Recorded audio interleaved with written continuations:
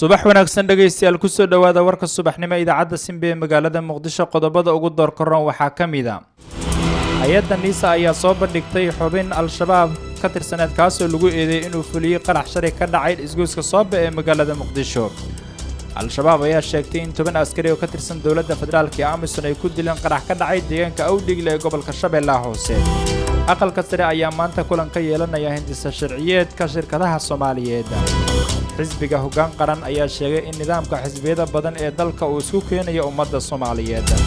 madaxweynaha maamulka Hirshabeelle ayaa safiirada UK Ingiriiska kala hadlay sida ay uga qayb qaadan lahaayeen mashaariicda hakinta fatahaadaha guddiga farsamada maamul dhisida galmudug ayaa xalay magaalada Dhuusamareeb kulan kula qaatay qaybaha kala duwan ee bulshada ku nool halkaasi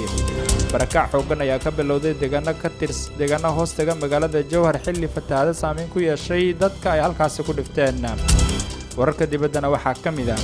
madaxweyne ku-xigeenka dalka Mareykanka oo booqasho ku tagaya waddanka Ciraaq iyo wasiirkii hore ee kalluumaysiga dalka Namibia oo la xiray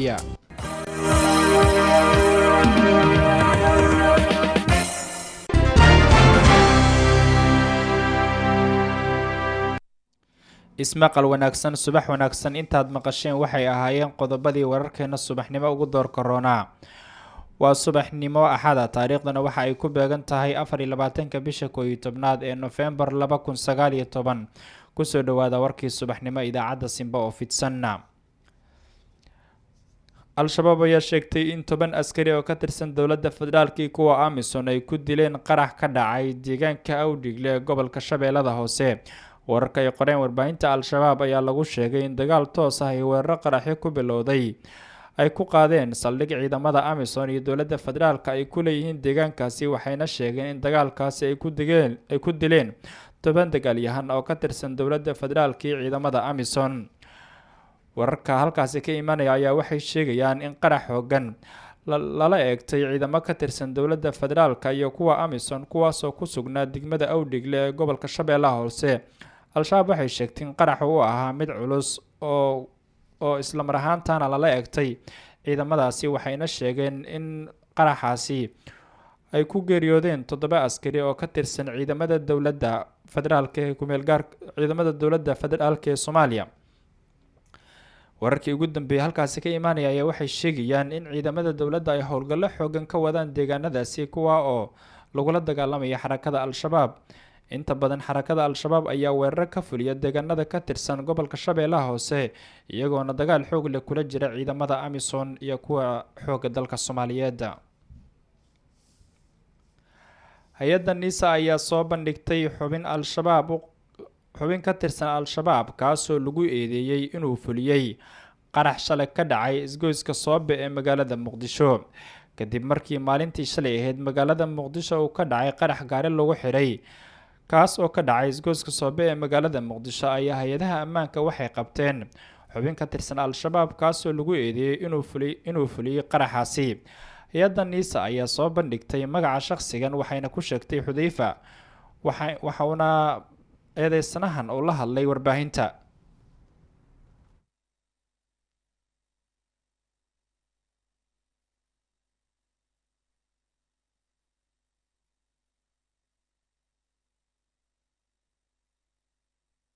anigoo ah Xudayfa Daawud Yuusuf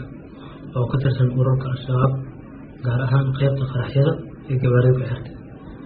maanta waa taariikhda 26 bisha 11 sanada 2019 maanta abaaray 2 sac ayaan kasoo dhaqaajiyay degmada Darkeenley markaan kasoo dhaqaajiyay waxaa watay bambada gaari loo xiray waa soo baxay waxaa imaaday beerta cabaar joogay markaan joogay waan baxay oo waxaan aaday isgoyska Banaadir intaas dhan wali hagaagay marka isgoyska Banaadir aaday haddana tii ala qabsaday waa baxay waxaa tagay sheegay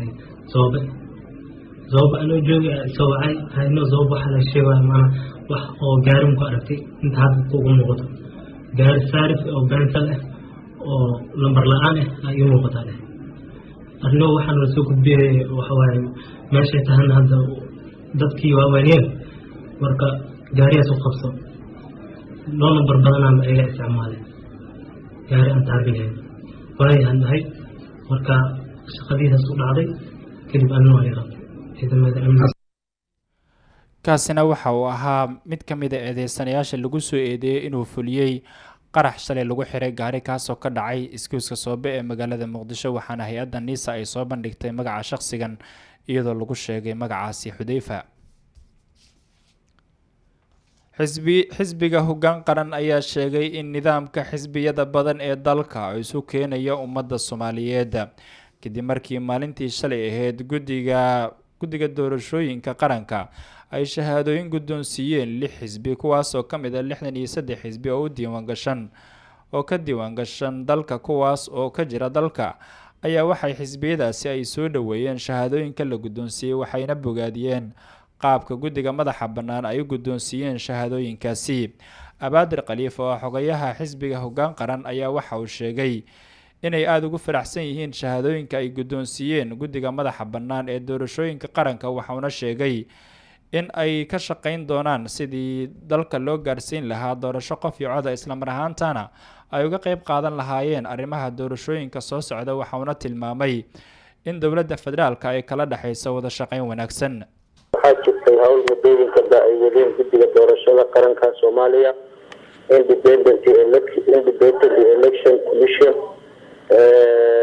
marka oo ahayd inay maaragtay barbaariyaan diiwaangeliyaan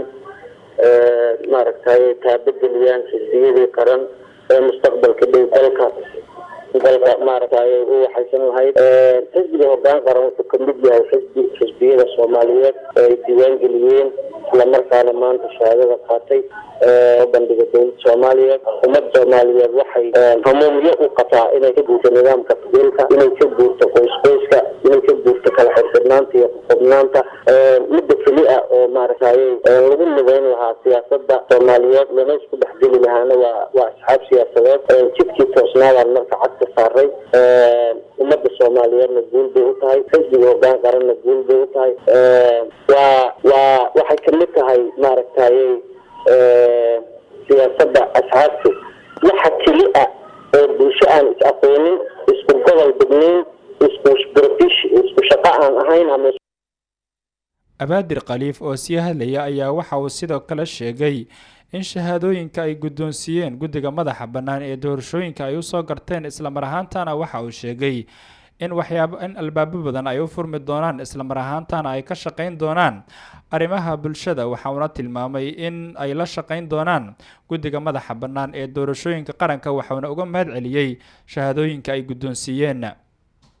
aad iyo aad bay wax weyn noogu tahay waxaa jirta albaabo aadan sharciyad la-aan aadan furi karin waxay noo furaysaa albaabo badan oo siyaasadeed oo waxqabad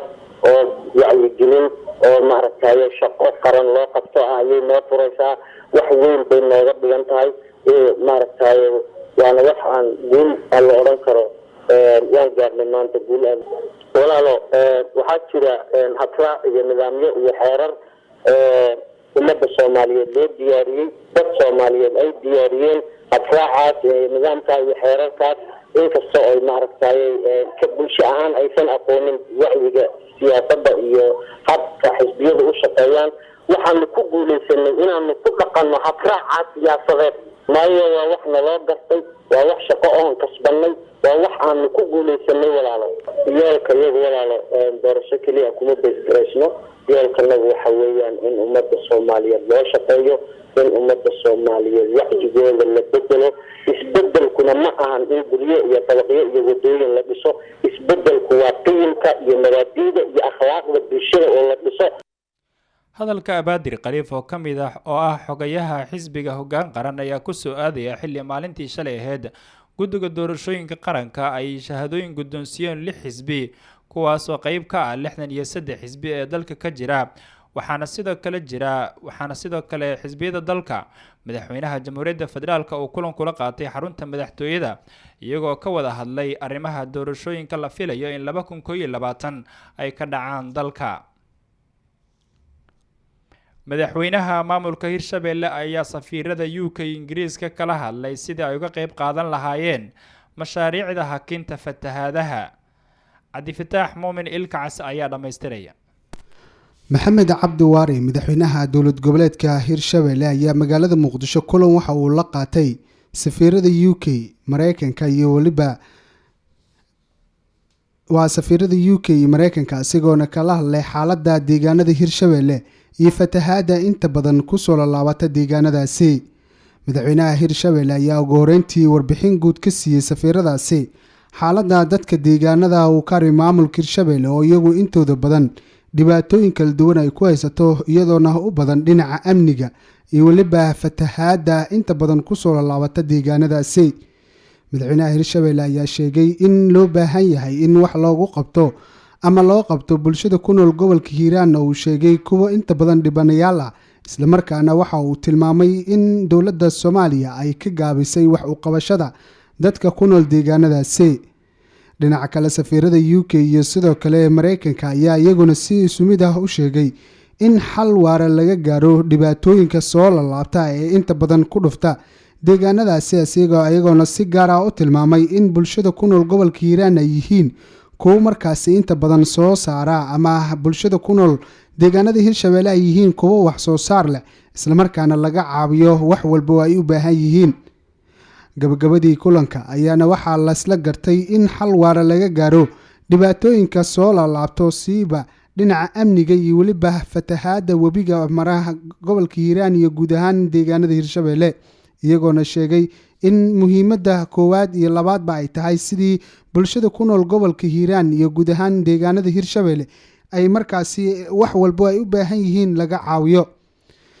kulankan ayaa waxa uu daba socdaa kulamo hore uu madaxweynaha Hirshabelle maxamed cabdi waare uu la qaadanayay qeybaha kala duwan ee markaasi safiirada iyo waliba bulshada waa dadka caawiya ama hay'adaha caawinaada u fidiya dadka ku dhibaataysan deegaanada Hirshabelle. aad baad u mahadsantahay Cabdifataax Muumin. baraka xoogan ayaa ka bilowday deegaano hoostaga magaalada Jowhar xilli fatahaado saameyn ku yeeshay deegaanadaasi ay ku dhifteen halkaasi kadib markii deegaanada uu maro webiga Shabeelle ay fatahaado ku dhifteen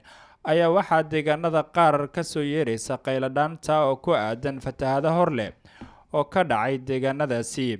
waxaana baraka xoogan uu ka bilowday deegaano hoostaga magaalada Jowhar ee xarunta gobolka Shabeellaha Dhexe. mid ka mid ah dadka deegaanka oo nala soo xiriiray ayaa waxa uu sheegay inay ka barakaceen deegaanadaasi waxa uuna sheegay in aysan haysan wax gargaar ah isla mar ahaantaana ay xaalad nolol xumo ay ku haysato deegaanada hoostaga magaalada Jowhar ee xarunta gobolka Shabeellaha Dhexe waxa uuna sheegay in ay ka cabsi qabaan in fatahaado horle ay ka dhacaan deegaanadaasi. deegaanada fatahaada ay ku dhintaan waxa waaye suuliin hoosta magaalada Jowhar والله صراحة أنا قلنا نقول جران خسارة مش خسارة مش خسارة خسارة من بين يديسون مركا دورة كوالي واحد بلغ لي أو مكان كلهم شيء يدك كل ولايان هذا الله بركة والله ما واحد تركوا ترى ما كلهم بيها بركة عايز وعدك هاي ودين تلا يتوه كل أجر تبديها فتاجين ilaa iyo muddo 9 iyo dhowr cisho wadin alaabta ay tiireen ay ku hareerayeen deegaanada fatahaada ka dhacay door 3 kilomitir ama 4 kilomitir ayaa ka shaqeynayaan ay u jiraan wallahi ma dadka deegaanadaas oo deganay inta badan waxay u barak magaalada xamar loo qaraad beentay ilaa waararteen meelahaas qaraad beentay oo door walba wax taxawaayo geeriyaasi malaa'ika gaataan ay iska aan wax ليرة بدرجة ليرة نجرة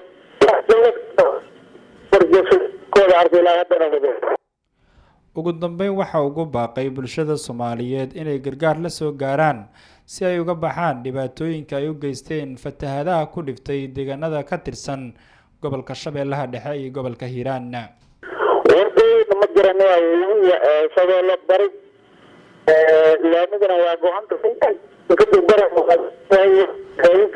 مجرى قال الجور أود الجور ومثلا وحا لقطة حاجون قطة حديثة دون مطر إن اللي قلته على قطة حياة دولت كان جور لقطة لقطة هذا دون على ما إلا هو ساعة صعب إلا يوقف سوي ترفاس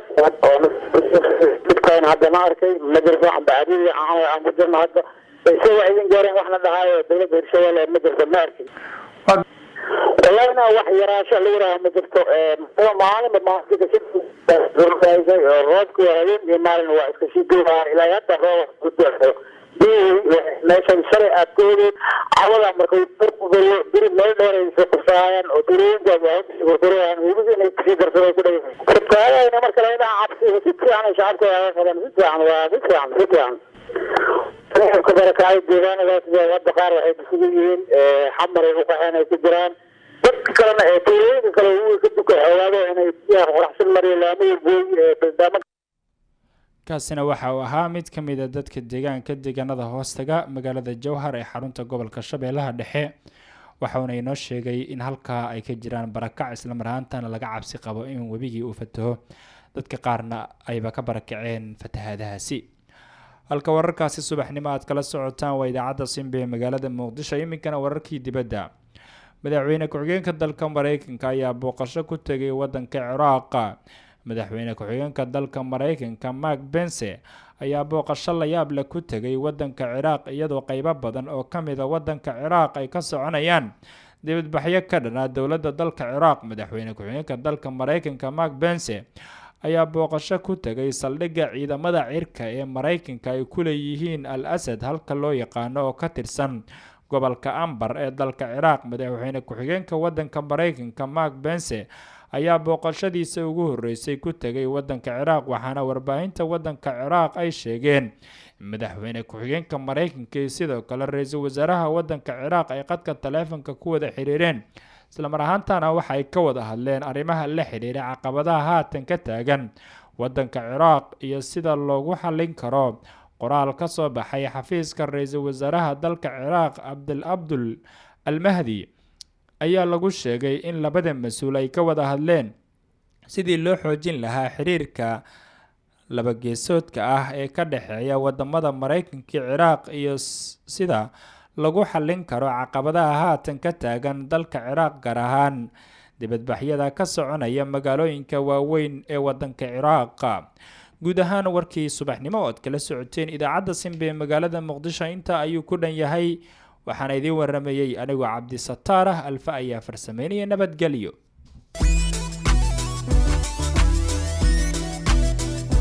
أهلا وسهلا سهلا ورني وقورماتي من دبدان بكوكو أوغاي أنا شليا إمد شلماتي من الحمد لله مرقى حالي هذه الدار حي وحنا مغلا سيمبا بابريجها سيمبا دا محبني إذا عدبوا سيمبا عليرا مقعد سيمبا عليرا مقعد سيمبا عليرا مقعد